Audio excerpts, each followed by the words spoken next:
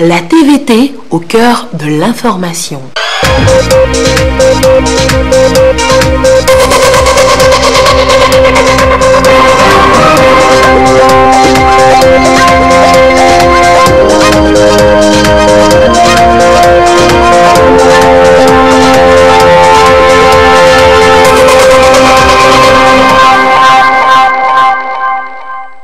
Bonsoir madame, bonsoir monsieur. D'abord les titres de ce journal.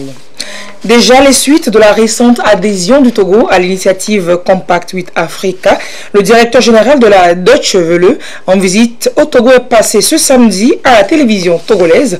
Peter Limburg explore les possibilités de coopération avec les médias togolais et d'autres investissements encore.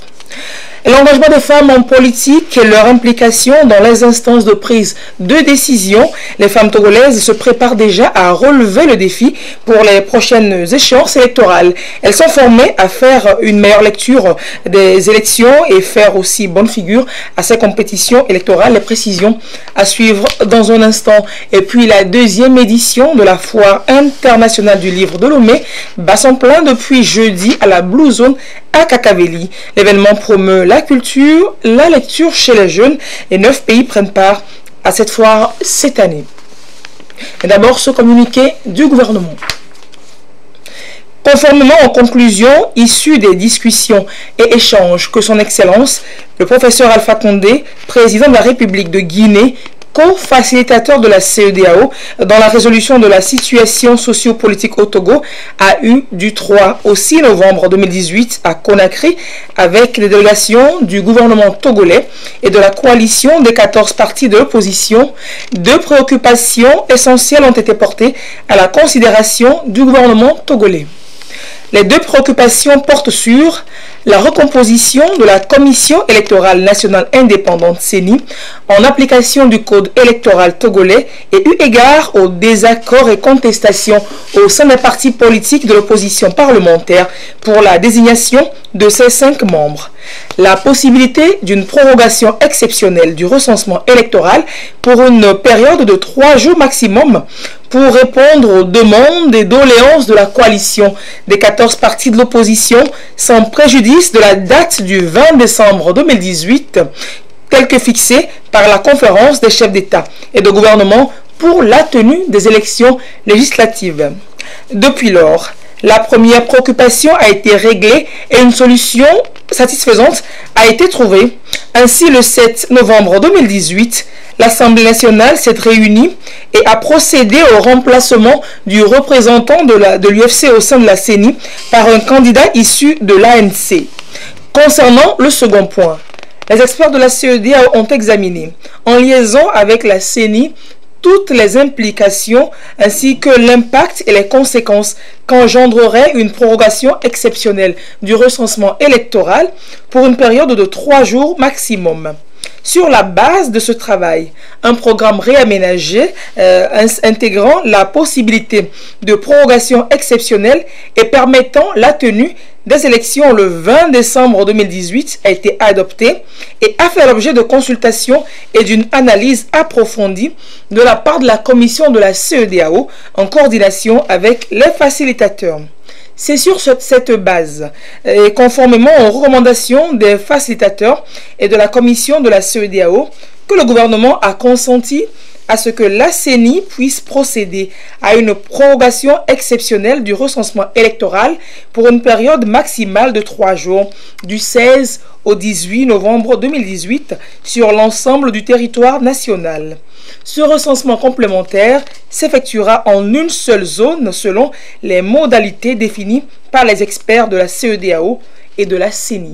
Ce communiqué est fait ce jour, du 11 novembre 2018, et est signé le gouvernement. Le chef de l'État fort Essozimnaya Singbe a conféré ce dimanche au palais de la présidence de la République avec le directeur général de la Deutsche Welle, la chaîne allemande. Peter Limburg a échangé avec Fornia Singbe sur les possibilités de coopération avec les médias togolais et les investissements dans le cadre de l'initiative Compact 8 Africa de l'Allemagne pour accroître les investissements sur le continent. Écoutons le directeur général de la Deutsche Welle à sa sortie d'audience. Il est au micro de Arnold Kiliou. Le chef de l'État, Monsieur le Président, était généreux de nous recevoir et on a parlé de la situation au Togo, de la situation des médias et on a parlé aussi de la rôle que l'Allemagne peut avoir dans la question de l'investissement ici à Togo et aussi du succès d'être maintenant dans ce compact avec l'Afrique.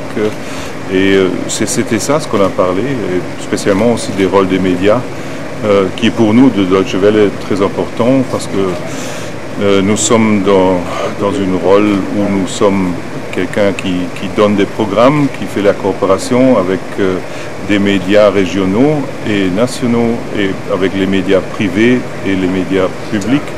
Parce que pour nous, c'est très important d'avoir un système, bien sûr, d'une média libre, de l'expression des opinions qui est possible et de collaborer avec les médias publics, mais aussi avec les médias privés. Ça, c'est notre idée d'avoir les collaborations. Et c'est depuis samedi que le directeur général de la Deutsche Welle est au Togo, fort des bonnes relations diplomatiques qui existent entre l'Allemagne et le Togo depuis si longtemps et qui se renforcent au jour le jour. Il a fait le déplacement pour découvrir le Togo et ses potentialités, notamment le port autonome de Lomé en ligne de mire et la TVT, son domaine de prédilection. Il a été accueilli et guidé dans ce programme de visite par le ministre en charge de la communication Guy Madjié Lorenzo. Voir cela avec Adolphe Paca. C'était journaliste, aujourd'hui élevé à la tête du média international de la République fédérale d'Allemagne, Peter Limburg, qui s'improvise ici en présentateur, là en animateur, puis en observateur averti. Dans ce studio, le ministre Lorenzo, assisté du chef Folibasi et Sofa, lui ressasse la diversité des programmes que diffuse la TVT. Des programmes conçus et châtiés au quotidien pour montrer le Togo aux yeux du monde comme une nation enracinée dans sa culture et en phase avec la promotion des droits de l'homme et la cohésion entre les peuples. Des programmes très intéressants et que vous êtes très créatifs ici chez la télévision et je suis convaincu que cette télévision c'est dans un très bon chemin et pour la future et pour moi c'est toujours très intéressant de voir les différentes techniques, les différents programmes quand j'ai fait mes voyages comme DG de la Deutsche Welle. Quelques gestes de civilité entre les chefs de service et le personnel et la visite continue. Un tour dans les différents services techniques pour se faire l'idée des performances de cette chaîne nationale togolaise qui évolue comme tout autre média audiovisuel dans un environnement empreint de concurrence et de défis de l'heure. Pour son bref séjour, la diversité observée dans le paysage médiatique togolais permet au patron de la Deutsche Welle d'apprécier la liberté d'expression et l'élan de l'avancée démocratique dans le pays. Je crois très bon de voir que il y a une grande variété des médias, alors les médias de l'État, les médias privés. Ça c'est très important de mon avis qu'on a tous les deux systèmes, les médias libres, ça c'est pour nous c'est essentiel. La TVT s'honore alors d'accueillir le patron de la Deutsche Welle et elle ne sera pas seule dans son agenda. Direction le port autonome de Lomé. La délégation allemande découvre là un port moderne. Premier port en eau profonde et en équipement de dernière génération dans la sous-région. Un port avec une capacité en volume de 650 000 conteneurs rien que pour le troisième quai. L'espace est encore énorme pour les investisseurs et l'espoir du Togo est tourné dans cette optique vers l'Allemagne. C'est samedi soir que le directeur général de la Deutsche Welle a voulu pour la première fois le sol togolais accueilli à l'aéroport international Nyazimbe Yadema de Lomé par le ministre de la Communication, de la Culture, des Sports et de la Formation civique, Guimadje Lorenzo. Et on reste dans le domaine des médias toujours pour dire que le projet Citoyen Média 2018 a été lancé à Takpamé par Togo Portail.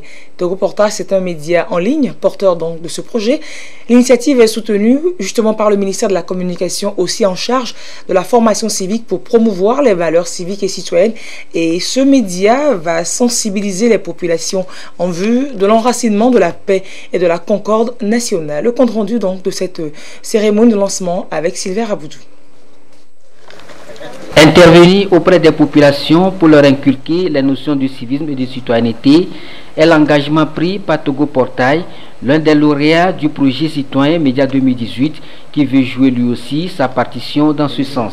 À travers ce projet, Togo Portail, ce média en ligne, s'engage à amener les citoyens, surtout les jeunes, à s'approprier ces valeurs prônées par le chef de l'État en vue de leur pleine participation au développement durable au Togo. Pour la réussite du projet, des acteurs soutiennent l'initiative et promettent d'accompagner dans cette dynamique le promoteur pour que l'objectif poursuivi soit atteint. Nous, en tant qu'éducateurs, nous sommes appelés à accompagner ce projet, à appuyer d'ailleurs les actes que pose le porteur de ce projet afin qu'au niveau de la région des plateaux, ça puisse connaître du succès.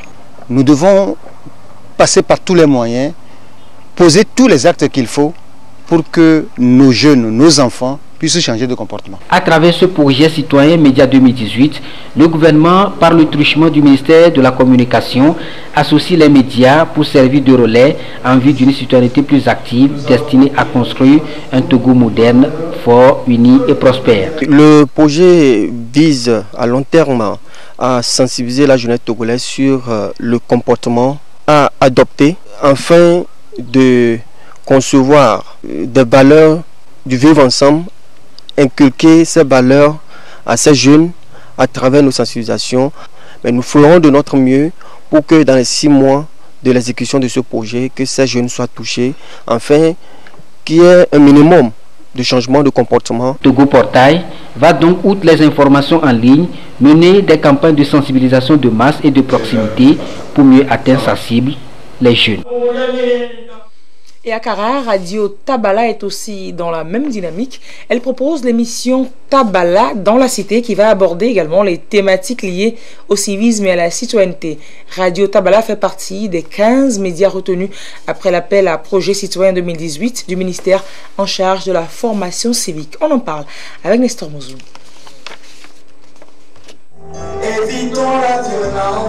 Radio Tabala s'est engagé auprès du ministère de la Communication, de la Culture, des Sports et de la Formation civique à concentrer son émission intitulée Tabala dans la cité sur les sujets qui traitent de la participation citoyenne et de la culture de la paix sur une période de 6 mois. Émettant de la ville de Kara dans un rayon de 70 km sur 97.0 FM, Radio Tabala veut contribuer aux côtés du gouvernement à sensibiliser les populations sur des valeurs dont une nation a besoin pour son rayonnement. Le projet Tabala dans la cité est essentiellement basé sur la production et l'animation d'émissions en direct en français mais aussi en langue locale et sur des thématiques telles que la participation citoyenne, la culture de la paix, le vivre ensemble, le respect des valeurs civiques, etc. Et il y aura également la réalisation et la diffusion de messages courts pour inciter, pour amener nos concitoyens à une citoyenneté active. Et nous aurons également à animer des émissions délocalisées, ceci pour encore nous approcher de la population et leur faire comprendre que le Togo, c'est notre cher pays et c'est le pays à nous tous. Et nous devons contribuer à son émergence pour un lendemain meilleur. Radio Tabala est l'un des 15 médias retenus au titre de l'appel à projet citoyen 2018 du ministère de la Communication, de la Culture, des Sports et de la Formation civique. L'idée qui sous-tend cet appel à projet est de donner les moyens aux médias pour leur permettre de continuer par jouer leur rôle d'informateurs et de formateurs selon les exigences de la politique nationale de la formation civique et d'éducation à la citoyenneté adoptée en 2014.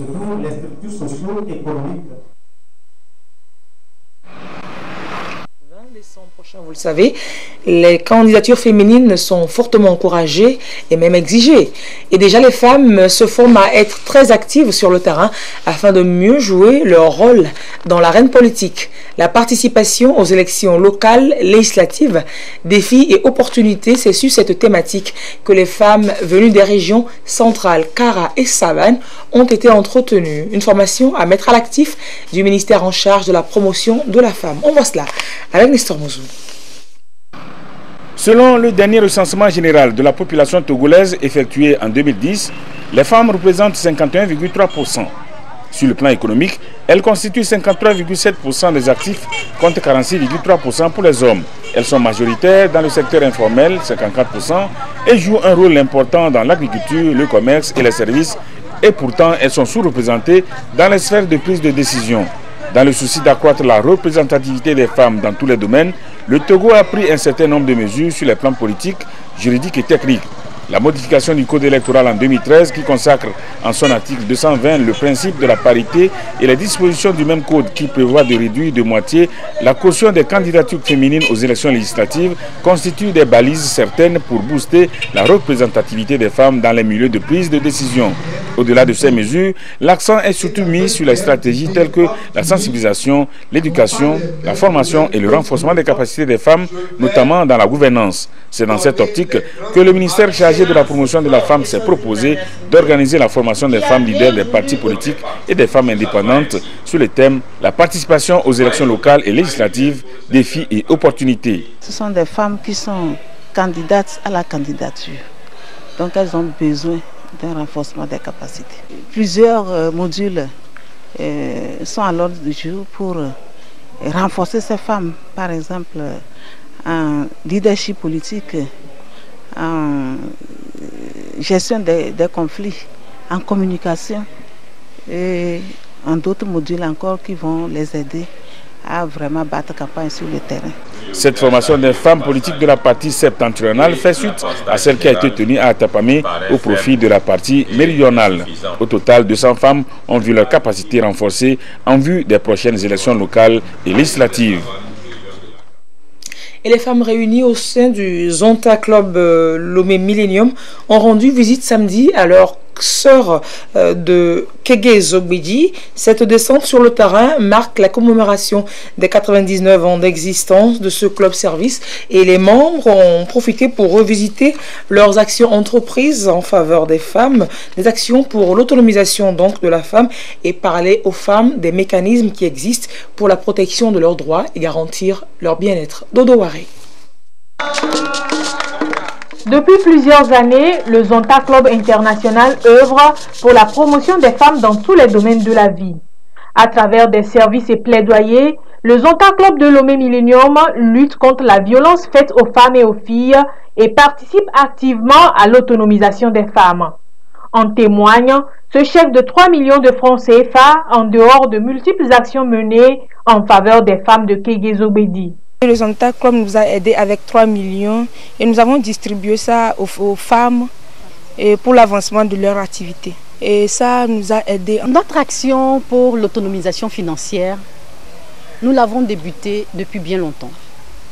Mais plus particulièrement quand les marchés de Kara et le grand marché de Lomé ont été brûlés. Nous avons vu que nos sœurs commerçantes, pour la plupart, se sont retrouvés sans rien. Et donc, nous avons commencé à initier cette action. Et à chaque fois, nous nous faisons accompagner par une microfinance qui leur donne un crédit et qui leur permettent de se relever ou de réaliser, de remonter plus fort dans leurs activités commerciales. Et donc, ce fonds que nous avons donné, c'est pour qu'elles puissent, de façon individuelle, porter un petit plus à leur activité économique personnelle, de façon à évoluer un peu plus vers leur autonomisation. C'est un pari gagné pour le Zonta International qui célèbre ses 99 ans d'existence. Avec les femmes de Kege Zogbedi, le Zonta Club Lomé Millennium commémore cet anniversaire qui représente plusieurs années d'engagement en faveur du bien-être des femmes. Au nord, nous avons offert du matériel médical au dispensaire de Mango, à Défalé. Nous avons fait un forage en eau potable. À Sévagan, nous avons rénové le dispensaire de Sévagan pour permettre aux femmes de la localité de pouvoir se faire assister plus facilement. Nous avons participé financièrement aux actions de Octobre Rose pour le dépistage du cancer de certaines femmes qui n'avaient pas les moyens de pouvoir se prendre en charge. Le combat du Zonta international pour la biennale 2018-2020 sera axé sur les mariages précoces. À cette occasion, ces femmes ont été sensibilisées sur le cancer de sein qui aujourd'hui est devenu une grande menace de santé publique. On vous parlait tantôt d'élections législatives, les femmes se mobilisent, les jeunes du parti Unir également, le mouvement donc des jeunes Unir d'Applaus Sabado a installé ses comités de base samedi. Les membres ont une mission bien définie, sensibiliser et mobiliser les militants pour les prochaines échéances électorales. L'occasion était aussi belle pour rappeler aux populations la culture de la paix et du vivre ensemble. Quoi sigler, Sandra Aziakbe, reportage. La jeunesse du parti Union pour la République mobilise ses membres et sympathisants pour les échéances électorales prochaines. Et c'est dans cette perspective que le mouvement des jeunes Unir a procédé à l'installation de ces structures de base dans la commune d'Applaus Sabado, composée de villages et quartiers regroupés en 3 zones. Cette approche permet d'inculquer aux populations à la base les idéaux de paix et de développement du parti. Notre message à l'endroit des jeunes coptés, c'est un message de paix, de vivre ensemble, de l'unité et aussi la non-violence, telle prônée par le président de notre parti, Fort et Sozina Nyansingbe. Donc nous les exhortons à demeurer mobilisés derrière le chef de l'État, puisque nous savons que nous sommes à 2 pas des élections. Et c'est les jeunes qui sont les porteurs de vrais messages. C'est en cela que nous, bureau communal d'Applaus Sabado, nous les mobilisons aujourd'hui, afin qu'ils soient réunis pour apporter le résultat à notre parti Union pour la République. Ces jeunes ont désormais une mission importante à mener sur le terrain. Elle va essentiellement porter sur la mobilisation et la sensibilisation de leurs membres. Ces délégués présents à cette rencontre ont par l'occasion rappelé aux différents membres leur rôle à jouer pour la préservation d'un climat de paix, de cohésion et du vivre ensemble, gage d'un développement durable.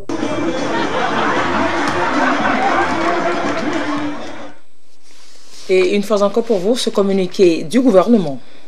Conformément aux conclusions issues des discussions et échanges que son Excellence, professeur Alpha Condé, président de la République de Guinée, co-facilitateur de la CEDEAO dans la résolution de la situation sociopolitique au Togo, a eu du 3 au 6 novembre 2018 à Conakry, avec des délégations du gouvernement togolais et de la coalition des 14 partis de l'opposition, 2 préoccupations essentielles ont été portées à la considération du gouvernement togolais. Les 2 préoccupations portent sur la recomposition de la Commission électorale nationale indépendante CENI en application du code électoral togolais et eu égard aux désaccords et contestations au sein des partis politiques de l'opposition parlementaire pour la désignation de ces 5 membres. La possibilité d'une prorogation exceptionnelle du recensement électoral pour une période de 3 jours maximum pour répondre aux demandes et doléances de la coalition des 14 partis de l'opposition sans préjudice de la date du 20 décembre telle que fixée par la conférence des chefs d'État et de gouvernement pour la tenue des élections législatives. Depuis lors, la première préoccupation a été réglée et une solution satisfaisante a été trouvée. Ainsi, le 7 novembre 2018, l'Assemblée nationale s'est réunie et a procédé au remplacement du représentant de l'UFC au sein de la CENI par un candidat issu de l'ANC. Concernant le second point, les experts de la CEDEAO ont examiné, en liaison avec la CENI, toutes les implications ainsi que l'impact et les conséquences qu'engendrerait une prorogation exceptionnelle du recensement électoral pour une durée de 3 jours maximum. Sur la base de ce travail, un programme réaménagé intégrant la possibilité de prorogation exceptionnelle et permettant la tenue des élections le 20 décembre 2018 a été adopté et a fait l'objet de consultations et d'une analyse approfondie de la part de la commission de la CEDEAO en coordination avec les facilitateurs.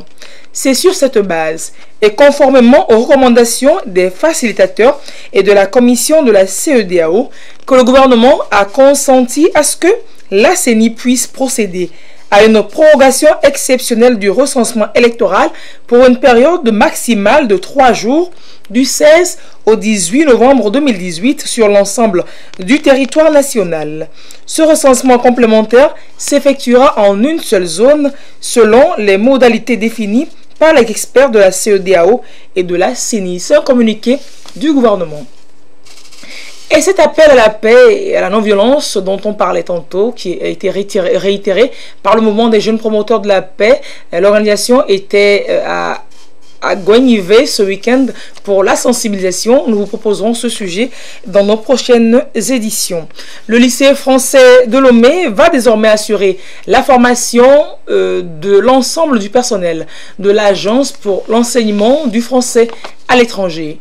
Une convention lie déjà les deux parties et les documents ont été paraphés cette semaine en présence de l'ambassadeur de France au Togo. Les détails avec Antoinette Romain-Vovor.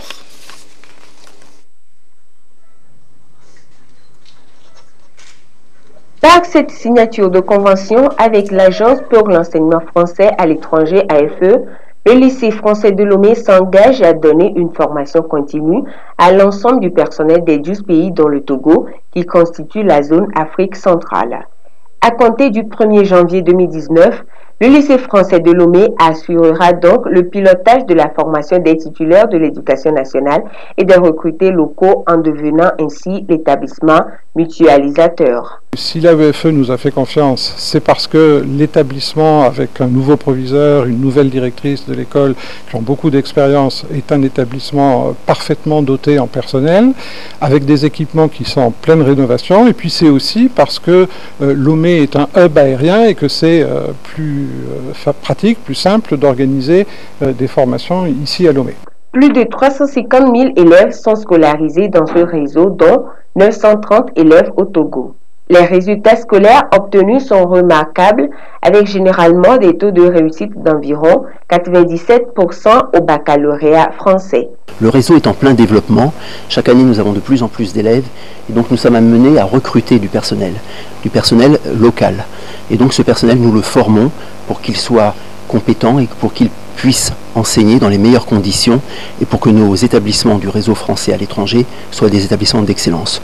C'est une très belle opportunité d'avoir à Lomé la mutualisation sur toute la zone Afrique centrale. Et pour le Togo en particulier, ce qui est important, c'est d'attirer des stagiaires qui vont donc être des consommateurs, qui vont donc être hébergés à Lomé, qui vont utiliser l'aéroport et le hub de l'aéroport. Des stages régionaux seront assurés chaque année pour la formation du personnel de ces établissements. Un séminaire regroupant l'ensemble des chefs d'établissement de l'AFE de la zone Afrique centrale se tiendra également à Lomé pour parler des questions liées au développement du réseau. Et culture, la deuxième édition de la Foire internationale du livre de Lomé se tient depuis jeudi à la Blue Zone à Kakabeli. 9 pays étrangers participent à cette édition et autour de l'invité d'honneur, Théo Ananisso, écrivain togolais. Diverses activités tout âge meublent ce grand rendez-vous international des acteurs du livre, de la chaîne du livre et des passionnés de lecture. Le récit de la cérémonie d'ouverture avec Nathalie Panédé.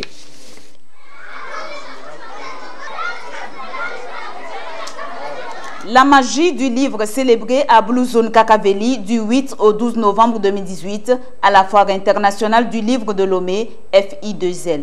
Un rendez-vous des œuvres littéraires de 9 pays exposées au grand public, histoire de redonner le goût de la lecture des livres aux populations. Je suis présente à la Foire du livre pour mettre en exergue le livre de Jonas Daou qui parle de l'Afrique, le développement de l'Afrique. Et le titre du livre, c'est « Développons nos enfants ».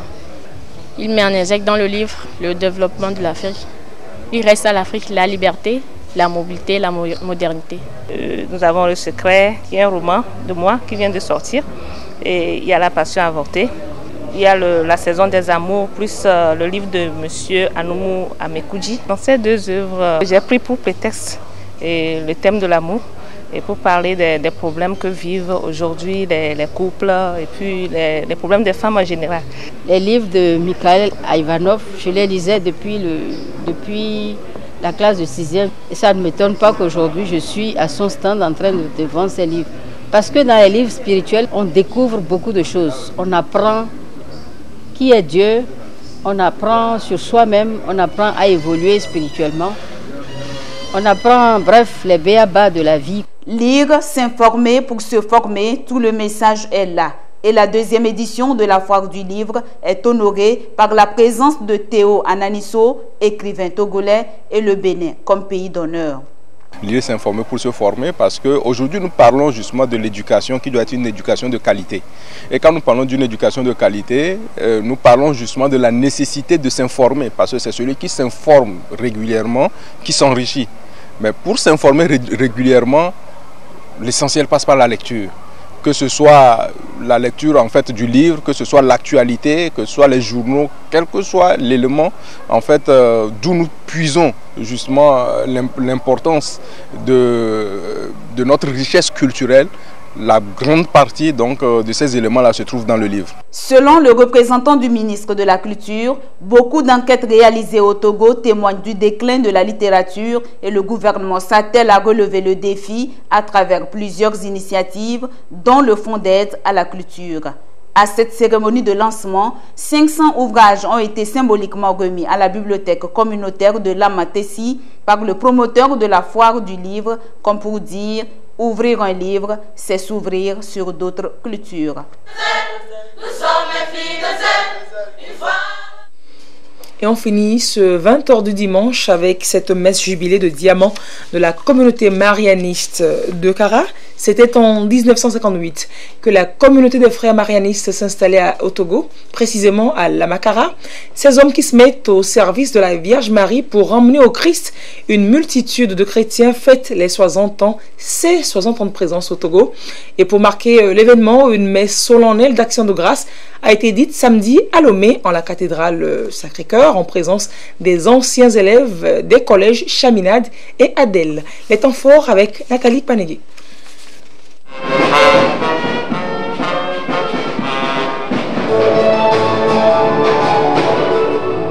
60 ans de vie sur les pas du père Joseph Guillaume Chaminade, 60 ans de formation des élèves, de création d'emplois au Togo, ça se fête. À la cathédrale Sacré-Cœur de Jésus de Lomé, l'heure est à l'action de grâce. Les frères de la communauté marianiste, en union avec les sœurs marianistes, les anciens élèves des collèges Chaminade et Adèle, tous ensemble, ont dit merci au Seigneur. À l'occasion de ce jubilé de diamant, c'est pour nous dire que, voyez, les bonnes œuvres, elles durent et elles durent toujours. Et je crois que nous devons travailler justement à mettre sur place de bonnes œuvres qui puissent durer après nous. Aujourd'hui, si Jésus-Christ vivait sur terre, comment il serait en fait? Les religieux veulent exprimer cela. Les marianistes nous ont fait en réalité. Vous savez, il y a la règle du cas. Nous sommes un cas. C comme connaître, A comme aimer et S comme servir. Mais l'autre particularité, c'est connaître et faire connaître, aimer et faire aimer, servir et faire servir. Donc, il y a une idée de pérennisation. Plein de citoyens, de bons citoyens, et non des moindres, sont sortis de Chaminade. Au cours de cette célébration du jubilé de diamant, deux frères marianistes, Nicolas Sogba et Lucien Nyankou, ont fait la profession perpétuelle de leurs vœux. Nous avons fait une profession des trois vœux évangéliques, de chasteté, pauvreté, d'obéissance, et ajouter à un autre vœu, un quatrième vœu marianiste, qu'on appelle le vœu de stabilité, qui nous dit d'être disponible pour faire tout ce que Marie nous demandera. Fondée en 1817 à Bordeaux par le père Joseph Guillaume Chaminade, la congrégation des frères marianistes s'est implantée au Togo, à Lamakara en 1958, à Sotoubou en 1995 et à Lomé en 2006. Elle est présente dans 9 pays avec pour mission se mettre au service de la Vierge Marie pour amener au Christ une multitude de chrétiens. C'est donc la fin de ce journal. Merci de l'avoir suivi. On en retiendra notamment qu'une prorogation exceptionnelle du recensement électoral se tiendra du 16 au 18 novembre prochain sur l'ensemble du territoire togolais. À 22h30, vous avez rendez-vous avec Yata Aratem. Restez sur la TVT pour la suite de ces programmes. À très bientôt. Au revoir.